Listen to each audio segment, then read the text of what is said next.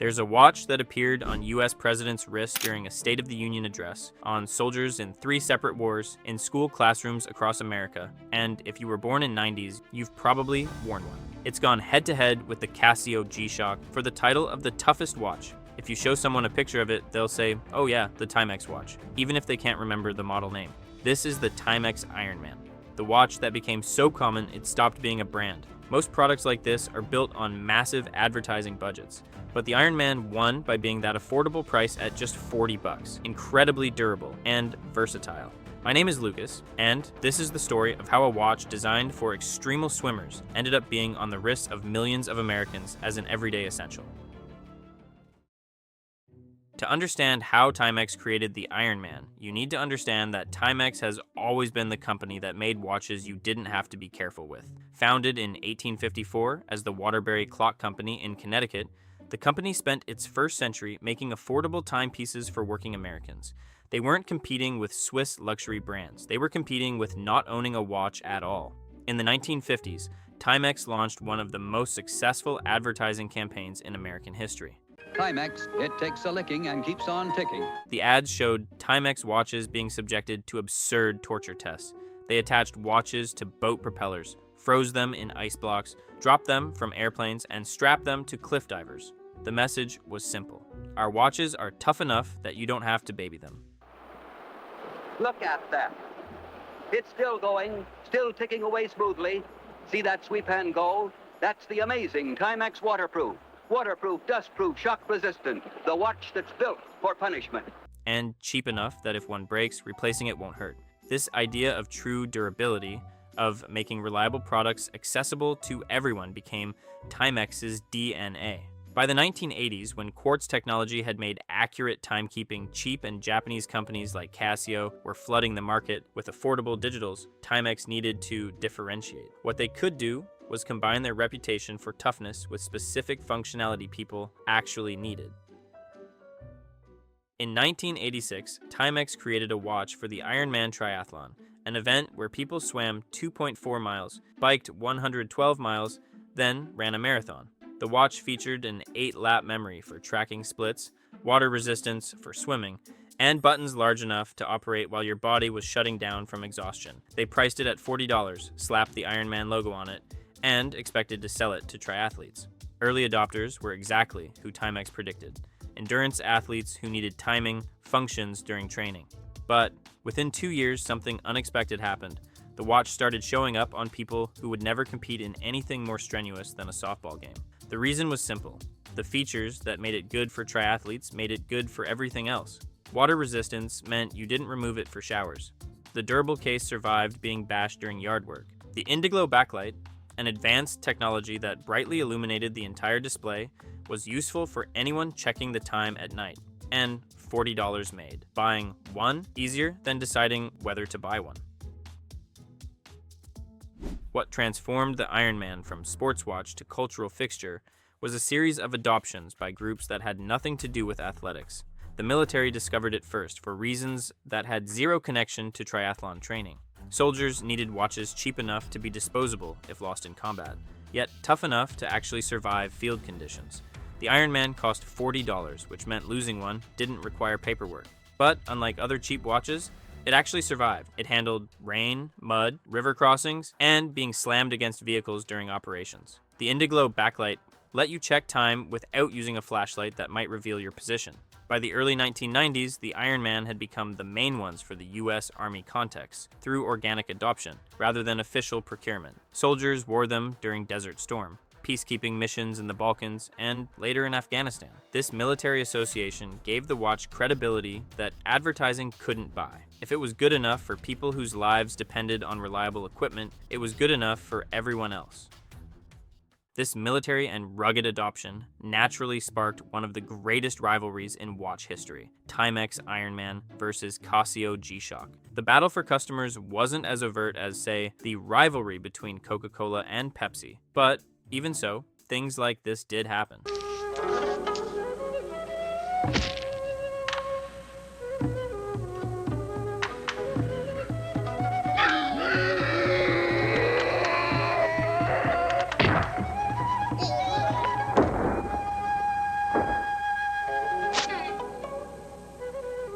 Timex, it takes a licking and keeps on ticking. Okay, let's go back. Released just 3 years apart, these two watches fought for the exact same risks: soldiers, construction workers, and outdoorsmen, but approached durability from completely opposite philosophies. Casio's G-Shock, introduced in 1983, was an engineering marvel that relied on brute force and complex architecture. It was heavily armored, bulky, and designed to survive being thrown from a 3-story building using a suspended inner module.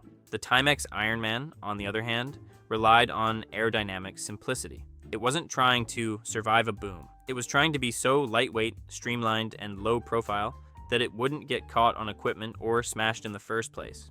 The G-Shock felt like a piece of tactical military hardware strapped to your wrist. The Ironman felt like it wasn't even there until you needed it. While G-Shock eventually won the pop culture war by becoming a massive streetwear and fashion icon, the Ironman quietly dominated the practical market. For decades, if you saw a bulky square on a wrist, you knew it was a Casio. If you saw that sleek, D-shaped oval, you knew it was a Timex. 1992, Bill Clinton became president, and his favorite watch was the Timex Ironman. He wore it not occasionally, constantly. Photographers captured it on his wrist during international summits, policy announcements, and casual moments jogging. Here was the most powerful person in the world, someone who could afford any watch, choosing a $40 Timex. This wasn't a calculated marketing partnership. Clinton genuinely loved this watch because it did what he needed without requiring thought. But the effect was the same as if Timex had paid millions for the placement. The president's choice sent a message. This wasn't a cheap watch with some functions. It was a good watch you bought because it worked without pretense. The Ironman became associated with a specific kind of American practicality: capable, unpretentious, democratic. These associations stuck. Parents discovered the Ironman made an ideal first watch for children. It survived all the turmoil and chaos that kids can cause. Unlike cheap digital watches that broke within months, the Ironman kept working. Unlike expensive watches that required lectures about being careful, the Ironman cost little enough that damage wasn't a crisis. This created a generational pattern. Kids received Ironmans as first watches, wore them through high school, and often kept them into adulthood, not because they couldn't afford new watches, but because specific watches carried memories. The watch your dad gave you before your first Little League game. The watch you wore during your first job. The watch that survived 4 years of college. These personal histories gave individual Ironmans sentimental value that far exceeded their replacement cost. The design itself contributed to recognition through sheer visual consistency. While other watch companies released new models constantly, chasing trends and updating aesthetics, the Ironman remained fundamentally unchanged. The round D-shaped case, the distinctive button layout, the high contrast display, these elements stayed constant from 1986 through today. This consistency meant that an Ironman from 1990 looks essentially identical to one from 2025. Most people can't identify specific watch models, but they exactly can identify the Ironman. It was Timex realizing they'd created a design that worked and refusing to mess with it. The watch found unexpected adoption in professional contexts that had nothing to do with sports. Surgeons and medical professionals wore them because the water resistance meant they could scrub in without removing the watch, and the durability survived constant hand washing and antiseptic exposure. Teachers wore them because the Indiglo backlight was useful during movie days in darkened classrooms, and the watch survived chalk dust and daily abuse from being banged against desks and chalkboards. Construction workers wore them because they cost little enough that destroying one on a job site wasn't a financial disaster. Yet they actually survived most on-site hazards.